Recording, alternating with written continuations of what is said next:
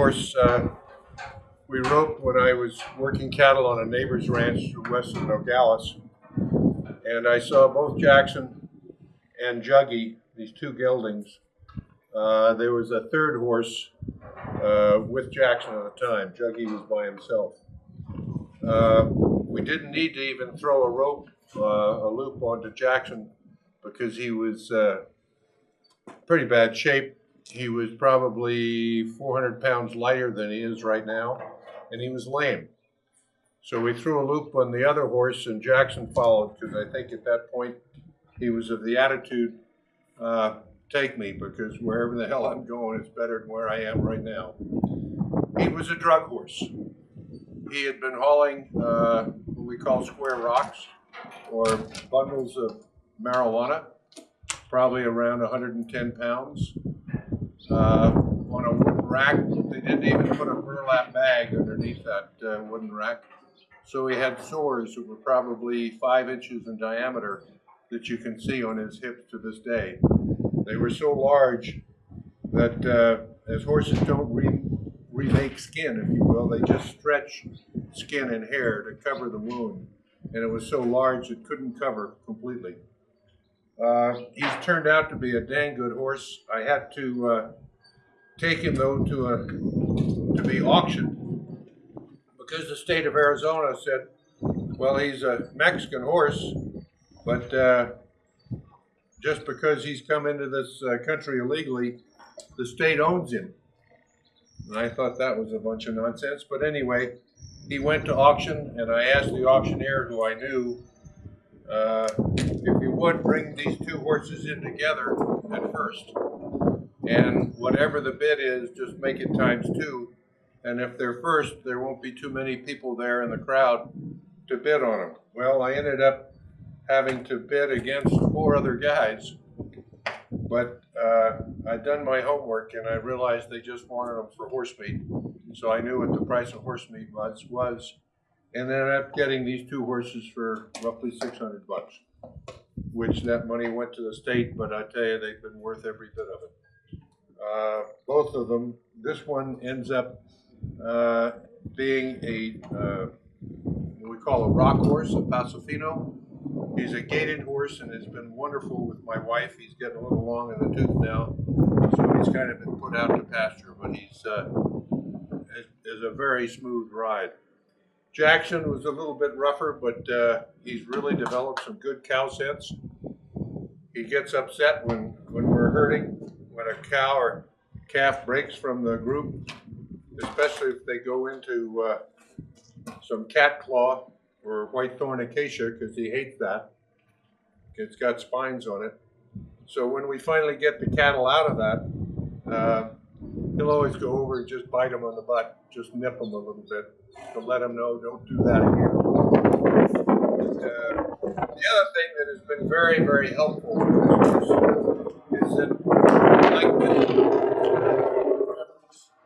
and he recognizes where he's come from and how he was treated. So he does not like our international travelers. And it's an amazing situation because he's been able to let me know when his muscles tighten and he starts snorting, his ears go forward, if there's smugglers or illegals in the area. And looks like Smoke wants to do this interview.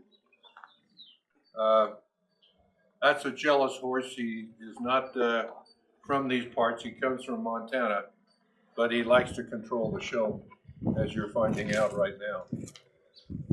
And as they were both shot, all 3 of them were shot this morning, they're feeling pretty special. Anyway, Jackson has saved my life literally several times because he can smell smugglers, and the 2 separate instances, the guys both had AK-47s, and I didn't even see them. Now, this was on your land. That's correct. So we're not too far from the border with Mexico. No, we're probably 20 miles. Probably 20 miles. From the headquarters here. Right.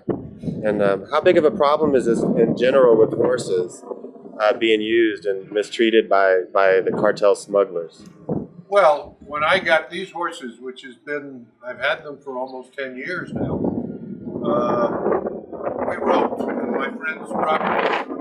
evidence here, 7 horses in a year and a half that had been cut loose because they were in bad shape. So you can just imagine how many horses were carrying drugs coming into this country.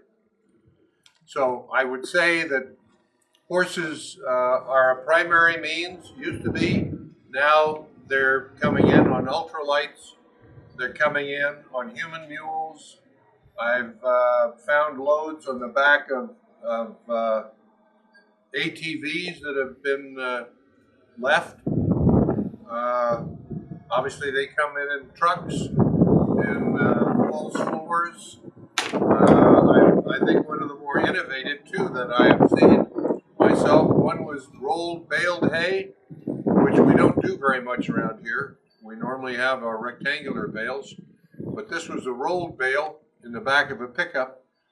When it was stopped, because the Belgian Malinois, the border sniffer dog, at a checkpoint noticed that there was something in there, and that whole bale was hollowed out and filled with marijuana. The other thing we've had, which I thought was quite innovative, was a Channel 9, a local K-Gun 9 TV van that was painted exactly like the television vans that go out on stories, and it was filled with drugs.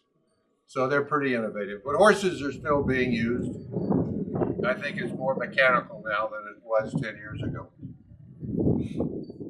Now, why did you name it Michael? I noticed he has a white glove on his Yeah, I call him Jackson. Jackson. Yeah, Michael Jackson. he was named after Michael Jackson. Getting a little bit embarrassed now. He's got that white glove on his front right foot. Now, how old is he? I estimate I believe he was born in 1993, so he's now 20. And I checked his teeth for that, but there's also here on his jaw, you can see a brand of a 3, which is often done the year they're dropped when they're foals. They're brand the year on their jaw, which must be awfully unpleasant. Is that done generally like in Mexico, or is that done here? Or? Yeah, no, this horse is from Mexico. From Mexico, for sure. And you can tell by the brands, both from this horse and the other one over there. Juggy, I think, looking at his teeth, he's probably about 25 or 6 now. But Jackson is still used on a regular basis, and Smoke came into the group here just because Juggy's getting older. Like me, sir. Now this horse here, he seems to like me. He likes the camera. Yeah, he considers himself a star. I guess. Awesome. Well, thank you.